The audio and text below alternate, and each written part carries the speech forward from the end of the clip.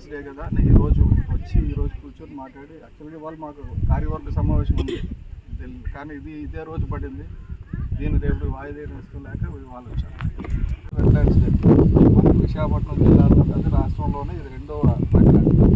కొల్లేరు తర్వాత అది కొల్లేరు చాలా పెద్దది, అది 2,40,000 ఎకరాలు, ఇది మనకి 1,800 ఎకరాలు లెక్కేసుకోండి. కానీ ఒకటి తేడా ఏంటంటే ప్రపంచ చిత్తడి నేలల దినోత్సవం సందర్భంగా ఇక్కడ కొండకర్ల ఆవకి వచ్చి ఇక్కడ ఈ ఆవకండంలో ఈ కొండకర్ల ఆవరలో ఉన్న 240 మత్స్యకార కుటుంబాలతో కాస్త మాట మంచి జరిపి ఈ అద్భుతమైన కొండకర్ల ఆవ ప్రాంతాన్ని చూసి నిజంగా చాలా ఆనందం వేసింది. ఎందుకంటే విశాఖపట్నానికి దగ్గరలో ఇంత స్వర్గధామమైన ఒక టూరిస్ట్ పర్యాటక కేంద్రం ఉంది. దీన్ని ఈ పర్యాటక శాఖ మంత్రి గారు అలాగే ఎకో టూరిజం అని చెప్పి పవన్ కళ్యాణ్ గారు చెప్తున్నారు కాబట్టి ఈ ఎకో టూరిజం పర్యావరణ హిత పర్యాటక ప్రాంతంగా దీన్ని అభివృద్ధి చేసి దీన్ని ఎక్కువగా ట్రాఫిక్ వచ్చేటట్టు కాకుండా కొద్దిగా రెగ్యులేటెడ్ ట్రాఫిక్ వచ్చేటట్టుగా, అలాగే ఇక్కడ ఉన్న 240 మత్స్యకార కుటుంబాలకి మంచి ఉపాధి, వాళ్ళ జీవితాల్లో మంచి వెలుగునిచ్చేటట్టుగా ఒక కార్యక్రమం రూపొందించమని చెప్పేసి నేను పర్యాటక శాఖ మంత్రి గారికి అలాగే పవన్ కళ్యాణ్ గారికి కూడా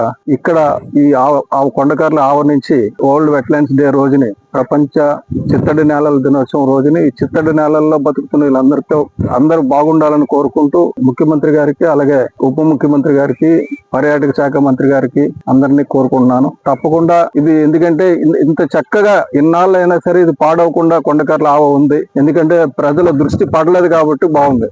ఇక్కడ కొంతమంది మత్స్యకారులు నాకు చెప్పింది ఏంటంటే, సార్ ఇప్పటి వరకు బాగుంది, ఎవరి దృష్టి పడలేదు కాబట్టి ఇప్పుడు అందరి దృష్టి పడుతుంది, మమ్మల్ని ఎక్కడికో తగిలేసి ఇది కబ్జా అయిపోతుందేమో అని.